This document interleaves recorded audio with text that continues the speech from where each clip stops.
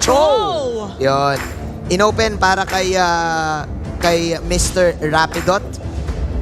Interesting, ito yung medyo kakaibang opening sa side ng Onyx. First time natin nakakita ng Cho open. Actually, Manjin, yan talaga yung magandang part na ginagawa ng Onyx, yung pagpili ng show ng first pick. Yeah. So then for TNC, Valentina and Beatrix. So this time around kasi diba, nakita natin for TNC, meron nagkakaroon na struggle for Yasuo's heroes. So ngayon, makakakuha siya ng hero agad for him. Plus, a specific hero na very flexible din in terms of the skill set na pwede niyang gaya. So now for TNC, since meron silang possible dito, actually pwede pang mag-expilate to Valentina, pwede pa silang kumuha ng other. So Franco, ang kanilang kukuhanin. So nakita na natin yung how successful Franco can be again. Pero ito yung mga tipo ng post 5 na hindi na panggulo ng jungle. More on panggulo na pagdating sa team fight. Onyx ay yung Pero Yura. Astros ay, oo, para magalaw. Yura nga. Mas Yura ni Cram. So kailangan dito ng high damage for Onyx. Let's not forget yung Bruno nila. Borno, no? Oo, yung Borno nila na ramdam talaga natin. Last pick dito ng side ng TNC. Okay, so mukhang tama si Butters. Jungle Cho nga. Na Flinex, mga bestie. Ruby pick para sa Oni. Kasi si Onyx strength talaga nila is continuous crowd control. Oo, dami. If not the Cho, automatic yung Ruby, yung after the poke from Cho, automatic merong follow-up from Ruby. Sama mo pa na slow nung Eve.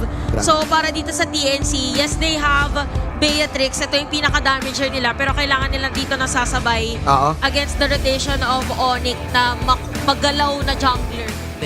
But then again, ang binabantayan ko ditong matchup is etong Cho, pati etong Tams. Kasi kung iisipin mo mas generally kung titignan mo sa papel, mas mabilis mag-clear ang Tams. Yep. Yeah. This middle lane rotation, diretso gold lane. Yung Ikaw, tunay na nagbe-Beatrix dito. Ikaw.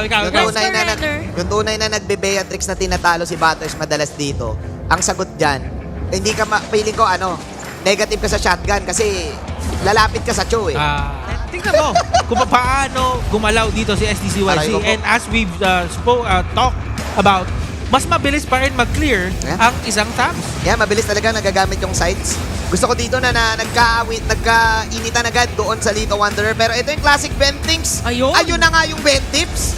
The Ben Hooks. Sino nakakuha? Nakuha pa rin ni Sensui. Sabi ni Sensui. Nakuha ni SD. Nakuha ba ni SD? Nakuha ni SD. Ay, oo nga, nakuha ni SD. Nasabayan. I'm so sorry for that. Nasabayan pala. So with this, wow, interesting na TNC owning the early 2 minutes of this game. Sabay kuha agad ng turtle, Well, this is their identity naman talaga to begin with. Na kumbaga inaabangan nating lahat dito sa ating tournament and dito din nauso kung bakit na nagkaroon ng Ben tips, kung paano yung mga delaying. Cramming the purple pero nandun pala sa baba lahat. Kinagat ang Tigre. There's your first blood on the shotgun. Ito na yung mga klaseng bakbakan na hinahanap ng TNC. Ito yung form ng TNC na nakikita natin usually na parang umiinit na, no? Sila yung nag-set ng tempo. And aray! Hindi natin nakuha yung mga early stages pero meron na namang isang kill. SDCYZ, Bentings, gumagana na naman yung connection. May pag-connect. Ang nangyayari lang is inuunahan talaga Ayan sila na ni naman, Bentings. Iron Hook para kay Bentings. Nilatag na yung real world manipulation pero walang follow-up doon sa latag. Si Cram ang nag-follow up. Pick-offs ang gustong gawin ng TNC sa laban na to. Libreng 3 kills at hindi pa nakakabawi ang Onyx in terms of objectives and anything. However, talagang ayaw tumigil. Walang tigilan. Low-key lang. Umaction. Si Yasuo, sabi ni Yasuo, na-miss ko tong Beatrix eh. Baka na-miss nyo. Baka ito na to. Baka ito na to. Kasi kapag kalaban lagi si Yasuo, binaban lagi Beatrix niya. So dapat ang sinasabi mo, mag-ingat ang TNC. Kailangan mag-ingat ang TNC dito. Definitely, malaki yung lead nila. Meron sila ngayon, 5.2k. But those kinds of leads ay usually nawawala lang din ng parang isang bula. Sa isang team fight lang. Sabihin na formula ng side ng TNC to the early game. Kailangan talaga nilang ipanalo yung early game. Ma-delay nila yung jungler ng kalaban. And it just so happened na talagang maganda yung pagkakasetup nila nung mid-trio nila. So, ayan na naman si Rapidot. Kanina ka pa pinatikim ng hook. Finally, kami naman na nagluto. TNC getting the Lord and getting a pick-off. Walang Kita-kita na pilitan. lang. Oo. Walang pilitan ng 5 on 5. Ayaw nyo naman eh. 0-5 ang score TNC. They will secure a Lord on their side. Dalawang Grabe. Lord na yan. Look at the objective game na pinapakita ngayon ng side ng TNC. Kailangan ng Onyx dito ng the ultimate latag Oo. at lagay ng ingredients. Ayan na. Kailangan lahat ng layers dito ng ingredients tamang tamang timpla kumbaga. The ultimate sipa. The ultimate sipa. And the ultimate time Ayun na! technique. Oy! Sinong inok dito? Si Rapido at ang inok! Hindi na nakapagluto! At biglang nagpak ng onte at TNC! Ay, Ayun na ilatag! Finally! Super Prince! Nilatag na! Pero si Escalera umarurot doon sa harap ni Super Prince! Pero teka lang! Pinapasarap lang!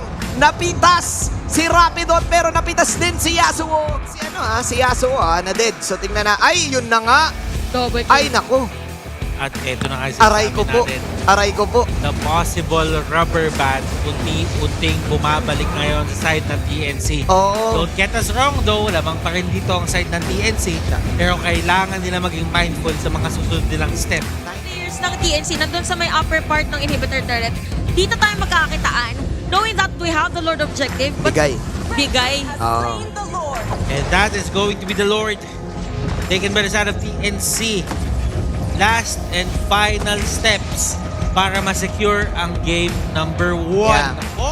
Winning condition for Onyx, pag naging successful yung mga naka-immortality for Onyx na makapag-set up ng play, which is Ryota and Rapido.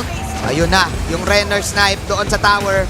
Escalera, gusto nang umarurot. Ay naku, kinuha Sinong yung skill ninakaw? Ruby. Sino ninakaw niya? Si Yung kay Rubes. Rapido, oo. Oh, nako, knock up si STCYZ. Finally, Sensui nakakuha, Oh, pero the Truncheon. with the Truncheon. Pumasok. Lumabas na si Escalera. Let's see kung kaya pa ito tapusin ng TNC. Ayun na yung latag. Latag ni Super Prince. Pero hindi na nagmamatter. Hindi nagkaroon ng 5 on 5 na sabayan. TNC pick off lang ang galawan.